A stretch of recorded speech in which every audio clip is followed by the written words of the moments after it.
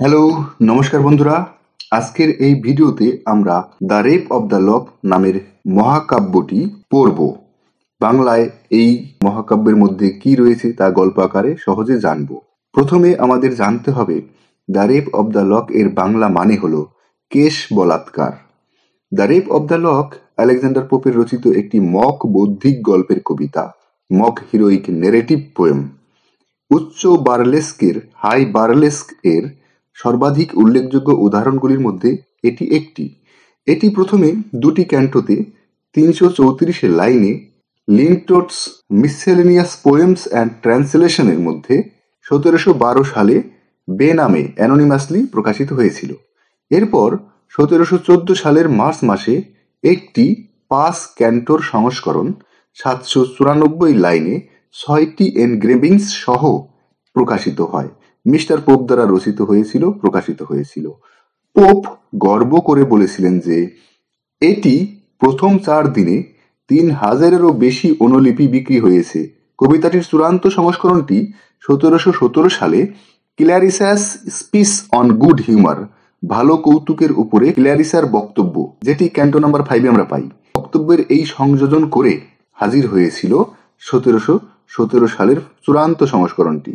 কবি Alexander pope তার ব্যঙ্গ বা প্রহসন কাব্যের সূচনা করেছেন মহাকাব্যের নিয়ম মেনেই, এবং মহাকাব্যিক গাম্ভীর্য নিয়েই এই মহাকাব্যটি সূচনা হয়। শুরুতে কবি বর্ণনা করেন কিভাবে সামান্যতম ভুলের কারণে ঘটে বিপর্যয়, শুরু হয় মহা সমস্যা। তুচ্ছ কারণে ঘটে যাওয়া এই মহাযুদ্ধের ঘটনা নিয়ে কবির বন্ধু জন ক্যারিলের অনুরোধে রচনা করেছেন এই ব্যঙ্গকাব্য। এই কবিতার যে এই টাইটেলটা আমাদের মনে করিয়ে দেয় উইলিয়াম শেক্সপিয়রের লেখা লং একটা পোয়েম দ্য রেপ অফ লুক্রিস, এটাকে মনে করিয়ে দেয়। অনেকে মনে করেন যে এই দ্য রেপ অফ লুক্রিস থেকেই অনুপ্রাণিত হয়ে এই কবিতার নাম আলেকজান্ডার পোপ রেখেছেন the rape of the lock. The rape of the lock কবিতাটি দেবতাদের মহাকাব্য জগতের সাথে তুলনা করে জীবনের একটি ছোট ঘটনাকে ব্যঙ্গ করে এবং আলেকজান্ডার পোপের কাছে তার বন্ধু জন ক্যারিলের দ্বারা বর্ণিত একটি ঘটনার উপর ভিত্তি করে এই কাব্যটি তৈরি করা হয়েছে। অ্যারাবেলা ফার্মোর নামে একটা মহিলা চরিত্র এবং তার suitor Lord Peter, Arabella Fermor and her suitor Lord Peter, এরা প্রত্যেকেই ছিলেন সম্ভ্রান্ত পুনরুজ্জীবিত ক্যাথলিক পরিবারের সদস্য। ইংল্যান্ডে এমন এক সময় ছিল যখন টেস্ট অ্যাক্টের মতো আইনের অধীনে অ্যাংলিক্যানিজম ব্যতীত সমস্ত সম্প্রদায় আইনি বিধিনিষেধ এবং জরিমানা ভোগ করেছিল। উদাহরণস্বরূপ বলা যায়, লর্ড পেটার একজন ক্যাথলিক হওয়ার কারণে হাউস অফ লর্ডসে জায়গাটি তিনি নিতে পারেননি, যেটা কিনা অন্যথায় তারই পাওয়ার উচিত ছিল। পেটার বিনা অনুমতিতে অ্যারাবেলা ফার্মোরের চুলের একটি লক কেটে ফেলেছিলেন এবং ফলস্বরূপ তর্কের মধ্যে একটি ঝগড়া তৈরি হয়েছিল দুটি পরিবারের মধ্যে। কবিতাটির শিরোনাম যৌন ধর্ষণের চরমতাকে নির্দেশ করে না, তবে এই ক্ষেত্রে বয়সের সংবেদনশীলতার পরিপ্রেক্ষিতে এই অসম্মতিসূচক ব্যক্তিগত আক্রমণকে বদনাম এবং অসম্মানের হিসেবে ব্যাখ্যা করা যেতে পারে। পোপ, যিনি একজন ক্যাথলিক ছিলেন, বন্ধুদের অনুরোধে কবিতাটি লিখেছিলেন। কৌতুকপূর্ণভাবে দুটি জগৎকে একত্রিত করার চেষ্টা করেছিলেন। তিনি প্রয়াস করেছিলেন to comically merge the two worlds, the heroic with the social.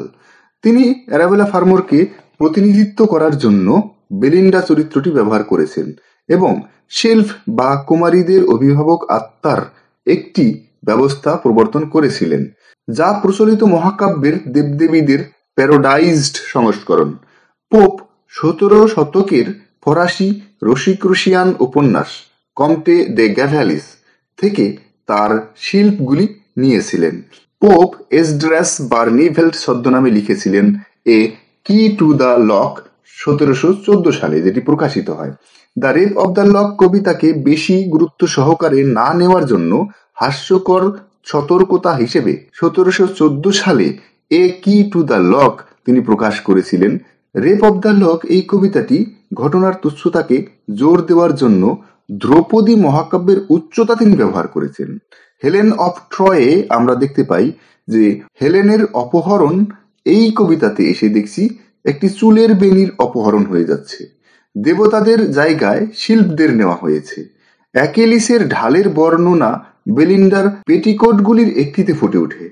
তিনি আমন্ত্রণ, বিলাপ, বিস্ময় প্রকাশ এবং উপমাগুলির জন্যও মহাকাব্য শৈলী ব্যবহার করেন এবং কিছু ক্ষেত্রে হোমারের ইলিয়াডের বক্তৃতার কাঠামো অনুসরণ করে। ইলিয়াডের বক্তৃতার কাঠামো অনুসরণ করে অনুকরণে প্যারোডি যোগ করেন। যদিও কবিতাটি মাঝে মাঝে হাস্যরসাত্মক, পোপ মনে করেন যে সৌন্দর্য হচ্ছে ভঙ্গুর এবং জোর দিয়েছেন যে চুলের বেনি হারানো ব্যাপারটা বেলিন্ডাকে গভীরভাবে স্পর্শ করে। একটি মহাকাব্যের বিস্তৃত মৌখিক কাঠামোর মধ্যে the humour of the poem comes from storm in a tea cup, একটি চায়ের কাপে ঝড় থেকে কবিতাটির হাস্যরস তৈরি হয়। এটি সমসাময়িক সমাজের উপর একটি ব্যঙ্গ যা সেই বয়সের সেই সময়ের কিছু লোকের জীবনধারা প্রদর্শন করে। পোপ তর্কাতীতহীনভাবে চরিত্রগুলোর প্রতি বিচারের দৃষ্টিতে তাকানোর পরিবর্তে ভেতর থেকে ব্যঙ্গ করেন। পোপ দ্বিতীয় সংস্করণ মানে 1714 সালের যে সংস্করণ, সেই দ্বিতীয় সংস্করণে মিসেস অ্যারাবেলা ফার্মোরকে তিনি একটি চিঠি উৎসর্গিত করেন, চিঠি যোগ করেন। সেই চিঠিতে যা লেখা হয়েছে তা হলো, ম্যাডাম, এটা অস্বীকার করা বৃথা হবে যে এই লেখার প্রতি আমার কিছু শ্রদ্ধা আছে, যেহেতু আমি এটিকে আপনাকে উৎসর্গ করছি। তবু আপনি আমাকে সাক্ষ্য দিতে পারেন যে এটি কেবলমাত্র কয়েকজন তরুণীকে বিমুখ করার উদ্দেশ্যে করা হয়েছিল, মাত্র কয়েকজনকে, যাদের ভালো রসবোধ রয়েছে। শুধু তাদেরই যৌনতার সামান্য অনিয়ন্ত্রিত মূর্খতাই নয়, বরং তাদের নিজের দিকেও হাসতে তারা পারবে। কিন্তু এটি একটি গোপনতার সাথে যোগ করা হয়েছিল। এটি শীঘ্রই রিয়েলিটিতে তার পথ খুঁজে পেয়েছিল। একটি অসম্পূর্ণ কপি একজন বই বিক্রেতাকে দেওয়া হয়েছে। আপনি আমার জন্য আরো একটি সঠিক প্রকাশনার জন্য সম্মতি দেওয়ার জন্য ভালো প্রকৃতির ছিলেন।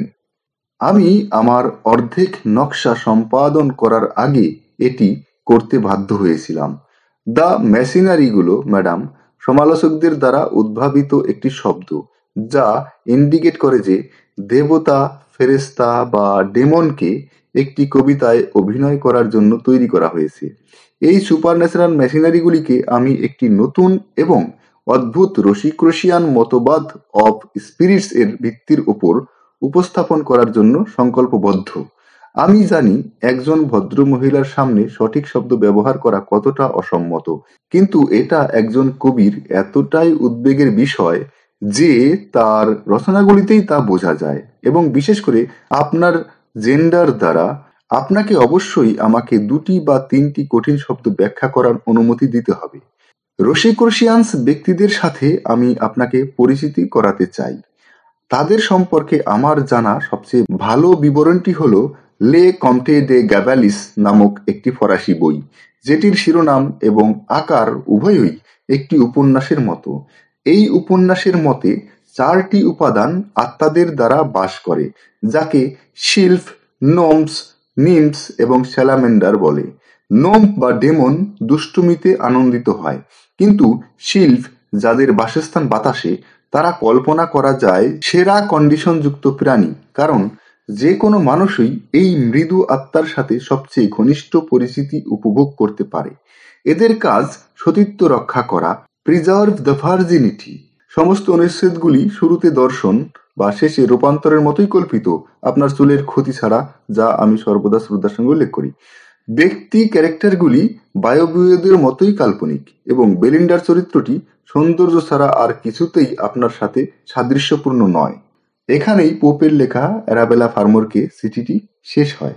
এই কবিতার শুরুতেই কবি পোপ বিদ্রূপাত্মক কবিতার ঢঙেই কবিতার দেবী মিউজকে আহ্বান করেছেন, যাতে তিনি এক তুচ্ছ ঘটনাকে নিয়ে সুন্দর এক কবিতা সৃষ্টি করতে পারেন।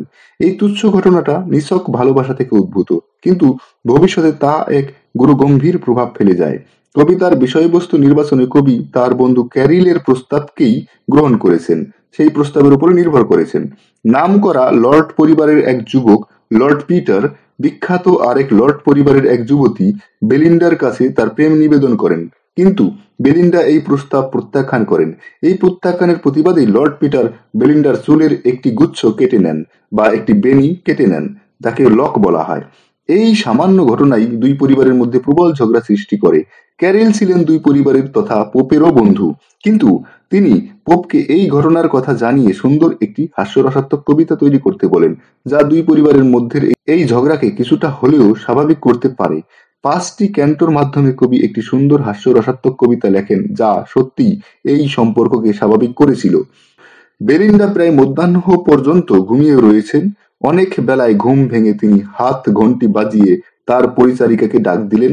সাড়া না পেয়ে তিনি নিজের চপ্পলকে মেঝেতে বারবার ঠুকে তাদের ডাকতে চেষ্টা করলেন। ঘড়ির দিকে তাকিয়ে তার বোতাম টিপে তার সময়টা জানার চেষ্টা করলেন। কারো কোনো সাড়া না পেয়ে তিনি তার চুলের মতো নরম বালিশ জড়িয়ে ধরে আবারও ঘুমিয়ে পড়লেন। তার সাথে সাথেই তার সহযোগী প্রেতাত্মা এরিয়াল তার বন্ধ চোখের সামনে আবির্ভূত হলেন এবং তার ঘুমকে দীর্ঘায়িত করলেন।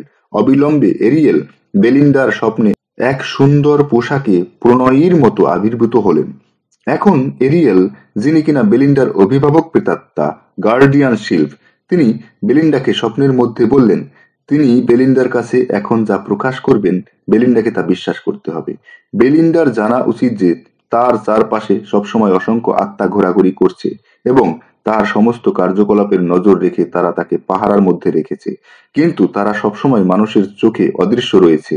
স্বপ্নের মধ্যে এরিয়াল বেলিন্ডাকে বলেন যে এই সমস্ত আত্মারা, শিল্পসরা, মহিলাদের আত্মা থেকে উদ্ভূত, কারণ যখন মহিলারা মারা যান তখন প্রকৃতির নিয়ম অনুযায়ী তাদের আত্মা সৃষ্টির 4টি মূল উপাদান জল, মাটি, বাতাস এবং আগুনে পরিণত হয়। তারা অত্যন্ত ক্রুদ্ধ এবং ঝগড়াটু মহিলারা মারা গেলে তার আত্মা অগ্নিতে পরিণত হয় এবং একে বলে স্যালামেন্ডার্স। যে সমস্ত মহিলারা খুবই কোমল স্বভাবের, তারা মারা গেলে তাদের আত্মা জলে পরিণত হয় এবং তাদের বলে নিম্ফ। যে সমস্ত মহিলারা একটু গুরুগম্ভীর হন, তারা মারা গেলে তাদের আত্মারা মাটি বা নোমস এ পরিণত হয়। আর হালকা মেজাজের মহিলারা মারা গেলে তাদের আত্মা বাতাসে পরিণত হয় এবং তাদেরকে বলা হয় শিল্প। এই সমস্ত আত্মারাই নিজেদের আনন্দের জন্য, যুবতীরা যারা সতী থাকেন তারা সর্বদাই এই আত্মাদের প্রহরায় থাকেন। এই শিল্পরাই এই সমস্ত মহিলাদের নানান বিপদের হাত থেকে রক্ষা করেন। এই শিল্পরাই এই সমস্ত সুন্দর যুবতীদের সতীত্ব রক্ষায় বিশেষ ভূমিকা নেয়। তারা বারবার মনোযোগকে এক জিনিস থেকে আরেক জিনিসে ঘুরিয়ে দিয়ে তাদেরকে আবেগে ভেসে যাওয়ার হাত থেকে রক্ষা করেন। কিন্তু নোমসরা আবার একটু অহংকারী এবং আত্মসচেতন মহিলাদের ভুল পথে পরিচালনা করতে ওস্তাদ। তারা এই সমস্ত মহিলাদের মনকে এমনভাবে প্রভাবিত করে যে এই মহিলারা উচ্চ বংশজাত লর্ডদের বিয়ে করার জন্য উঠে পড়ে লাগে। কিন্তু বেলিন্ডা তেমন মহিলা নন। তিনি বর্তমানে এরিয়াল এবং অন্যান্য শিল্পদের পাহারায় রয়েছেন, কিন্তু এরিয়াল এও আশঙ্কা করছেন যে কোনো এক বিপদ বেলিন্ডার জন্য অপেক্ষা করছে, কিন্তু সে বিপদের প্রকৃতি এখনো তার কাছে পরিষ্কার নয়। বেলিন্ডার পোষা কুকুরের ডাকে তার ঘুম ভেঙে গেল। জেগে উঠতেই তার চোখে পড়ল একখানি প্রেমপত্র, যা অনেক রোমান্টিক আখ্যানে ভরা। ঘুম থেকে ওঠার পর তিনি তার পরিচারিকা বেটিকে সঙ্গে করে নিজের প্রসাধন সেরে ফেললেন, সাজসজ্জা সেরে ফেললেন। অদৃশ্য শিল্পরা তার চতুর্দিকে উড়তে উড়তে তার প্রসাধনে সাহায্য করলেন। তার প্রসাধনের আড়ম্বর দেখে মনে হলো যেন কোনো ধর্মীয় আচার অনুষ্ঠান চলছে। নানান দামি দামি প্রসাধনের দ্রব্য, তেল, সাবান, সুগন্ধি পাউডার এবং গহনা তার আড়ম্বরতারই সাক্ষ্য বহন করে। দীর্ঘ প্রসাধন প্রক্রিয়ার পরে তার মুখে ফুটে উঠল সৌন্দর্য, তৃপ্তির হাসি এবং ঔজ্জ্বল্য, যা প্রমাণ করে যে তার প্রসাধনের পরিশ্রম সার্থক। আয়নার সামনে দাঁড়িয়ে সে দেখতে পেলেন আয়নার মধ্যে যেন এক দেবীর আবির্ভাব ঘটেছে। The opening is an invocation to the muse. মিউজকে, কাব্যদেবীকে উদ্দেশ্য করে তিনি তার কাছে প্রার্থনা করছেন এই কবিতাটি লেখার উৎসাহ, অনুপ্রেরণা পাওয়ার জন্য। এই মক মহাকাব্যের বা উপহাস মহাকাব্যের শুরুতে পোপ ঘোষণা করেছিলেন যে একটি মারাত্মক অপরাধ, dire offence, canto number 1 line number 1 কথাটি রয়েছে, ডায়ার অফেন্স। এই ডায়ার অফেন্স সংঘটিত হয়েছে। একজন লর্ড কেন একজন জেন্টিল বেল মানে একজন ভদ্র মহিলাকে আঘাত করেছে, তিনি তাকে প্রত্যাখ্যান করেছেন। তারপরে কবি এই অপরাধের গল্পটি বলতে সামনে এগোন। বেলিন্ডা যখন এখনো ঘুমাচ্ছেন, তার অভিভাবক শিল্প, গার্ডিয়ান শিল্প এরিয়াল তাকে কিছু ভয়ঙ্কর ঘটনা ঘটতে যাচ্ছে বলে আগেই সতর্ক করেছিল। তারপর বেলিন্ডা তার দাসী বেটির সহায়তায় জেগে ওঠে এবং দিনের জন্য প্রস্তুত হয়। শিল্পগুলি যদিও আনসিন, তারাও এতে অবদান রাখে। শিল্পগুলি মাথার যত্ন করে এবং চুলগুলি ভাগ করে দেয়। কেউ কেউ হাতা ভাঁজ করে, অন্যেরা গাউনটি প্লেট করে দেয়, যা ক্যান্টো নাম্বার 1-এ লাইন নাম্বার 146 থেকে 147-এর মধ্যে রয়েছে। এখানে পোপ বেলিন্ডার চুলের দুটি লক বর্ণনা করেছেন, যা সুন্দরভাবে পিছনে ঝুলিয়ে রেখেছিল বেলিন্ডা। বেলিন্ডার অন্যতম অনুগ্রহকারী ব্যারন এই চুলের গোছাটির খুবই প্রশংসা করে এবং একটি চুরি করার ষড়যন্ত্র করে। তিনি একটি চিতার বেদি তৈরি করেন। তিনি এই বেদিতে তার প্রাক্তন প্রেমীদের সমস্ত ট্রফি স্থাপন করেন এবং শীঘ্রই চুলের গোছাটি পাওয়ার জন্য দীর্ঘ প্রার্থনা করেন, যা ক্যান্টো 1 লাইন নাম্বার 44-এ উল্লেখিত। কি ভয়ঙ্কর ঘটনা হবে তা না জেনে গার্ডিয়ান শিল্প অনেক শিল্পদের তার কাছে ডেকে পাঠান এবং বেলিন্ডাকে যে কোনো সমস্যার হাত থেকে রক্ষা করার নির্দেশ দেন। যদি বেলিন্ডা তার প্রার্থনা ভুলে যায় বা কোনো মুখোশ বা মাস্কারেড মিস করে বা তার হৃদয় হারাতে পারে বা ব্রকেট বা নেকলেস হারাতে পারে, চাইনা জার ভাঙতে পারে বেলিন্ডা, একটি বল নাচের অনুষ্ঠানে সে হেরে যেতে পারে, যা ক্যান্টো নাম্বার 2 লাইন নাম্বার 108 থেকে 110 পর্যন্ত বর্ণিত। এসব ঘটনা ঘটতে পারে বেলিন্ডার ভাগ্যে, তাই তাকে সুরক্ষা করতে হবে।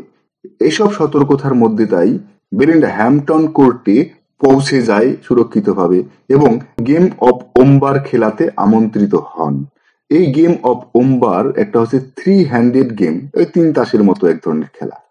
ষড়যন্ত্রকারী ব্যারন একজোড়া কাঁচি তিনি অর্জন করেছিলেন কাঁচি কাস্তে এবং বেলিন্ডার চুলের একটি গোছা বা লক এই কাঁচি দিয়ে তিনি ঘ্যাস করে কেটে নেওয়ার চেষ্টা করেছিলেন, তবে নজরদারি করা শিল্পরা তাকে বাধা দেয়। এটি 3 বার ঘটেছিল, তবে শেষ পর্যন্ত ব্যারন সফল হয়। একটি শিল্প কাটাও পড়ে, যদিও পোপ আমাদের আশ্বাস দেয় এবং জন মিল্টনের লেখা প্যারাডাইস লস্টের একটি প্যাসেজকে ব্যঙ্গ করে তিনি উল্লেখ করেন। তিনি বলেন, বায়বীয় পদার্থ শীঘ্রই আবার মিলিত হয়, but Airee substance soon ইউনাইটস again, canto 3 line number 152। Belinda যখন আবিষ্কার করে তার চুলের লকটি কেটে গেছে, তখন সে বিভ্রান্তির মধ্যে পড়ে যায়, যখন কিনা ব্যারন তার বিজয় উৎসব পালন করছে।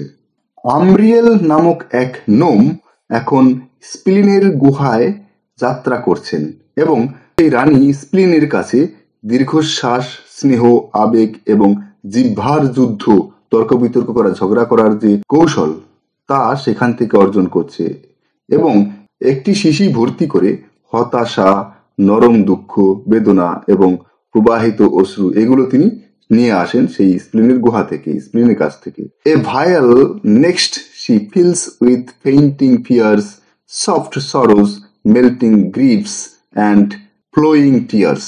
মহিলা থ্যালাস্ট্রিসের কাছ থেকে বেলিন্ডাকে বিচলিত অবস্থায় আবিষ্কার করেন এই অ্যাম্ব্রিয়েল। অনেক লোক বেলিন্ডার দুঃখে উদ্রেক হয়ে চুলের গোছাটি, লকটি ফিরে পাওয়ার দাবি করে, তবে ব্যারন কিন্তু অনুশোচনা করে না এবং সে চুলের গোছাটি ফেরত দিতে অস্বীকার করে। ক্ল্যারিসা তাদের রসবোধকে সংযত রাখতে উপদেশ দিয়েছিলেন, তবে তারা কান দেবেন না এবং পরিবর্তে একটি যুদ্ধে গান, ঝলক এবং বুদ্ধি অস্ত্র হিসেবে ব্যবহার করতে দেখা যায়। বেলিন্ডা ব্যারনের সাথে লড়াই করে এবং তাকে বশ করতে চায়, তবে এখানে একটি দাবি শোনা যায় যে লকটি পুনরুদ্ধার করা হবে, কিন্তু এটি কোথাও খুঁজে পাওয়া যায় না। এটি একটি নক্ষত্র মণ্ডলে পরিণত হয়েছে দেখা যায়। বন্ধুরা, এই ভিডিওটি এইখানেই শেষ করছি। এর পরবর্তী ভিডিওতে আমরা এই the rape of the lock এর গল্প ক্যান্টো অনুযায়ী ক্যান্টো 1 থেকে ক্যান্টো 5 আমরা পরপর সিরিয়ালি জানবো। সেই ক্যান্টোগুলোর মধ্যে কি রয়েছে গল্পের আকারে আমরা খুব সহজেই সেগুলো জানবো। তো পরের ভিডিও দেখবেন বলে আশা করছি। ধন্যবাদ।